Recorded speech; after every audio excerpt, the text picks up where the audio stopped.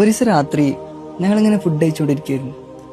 പെട്ടെന്ന് ഉമ്മ ചോദിച്ചു, ഞാൻ മരിച്ചു പോയാലേ നിങ്ങളെന്താ ചെയ്യുക?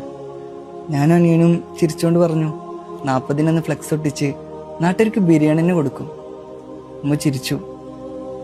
അന്ന് രാത്രി ഞാൻ കിടക്കുമ്പോൾ ഞാൻ ശരിക്കും ആലോചിച്ചു പോയി, ഉമ്മ മരിച്ചു പോയാലേ ഞാനെന്താ ചെയ്യുക? നമ്മളെന്താ ചെയ്യുക? ഈ ലോകത്ത് തന്നെ നമുക്ക് കിട്ടാവുന്നതിൽ വെച്ച് ഏറ്റവും വലിയ സൗഭാഗ്യത്തിന് പറയുന്ന പേരാണ് ഉമ്മ എന്നുള്ളത്. ഉമ്മ എന്ന് നീട്ടി വിളിക്കുമ്പോൾ നീ കുറച്ചേരം പോയി വാപ്പാനെ വിളിക്കട്ടോ എന്ന് പറയാൻ അവിടെ അങ്ങനെ ഒരാളില്ല എന്നുണ്ടെങ്കിൽ ഇങ്ങനെ പറയുന്നത് കേട്ടിട്ടുണ്ട്.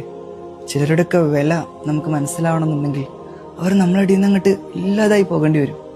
ഉമ്മ ഇല്ലാത്തവരോട് പോയി ചോദിക്കണം, ഉമ്മയുടെ വില എന്താണെന്ന് അവർക്കേ അറിയൂ.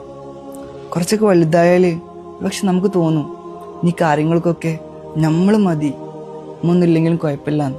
പക്ഷേ നല്ല പ്രായമായിട്ടും 6 മാസം രോഗിയായി കിടന്ന് വല്യമ്മ മരിക്കുമ്പോൾ മയ്യത്ത് നിസ്കാരത്തിൽ പാപ്പാന്റെ തൊണ്ട ഇടറിയതും കബറടക്കുമ്പോൾ ചെറിയ കുട്ടികളെ പോലെ പൊട്ടിക്കരഞ്ഞതും എനിക്ക് ഇന്നും ഓർമ്മയുണ്ട്.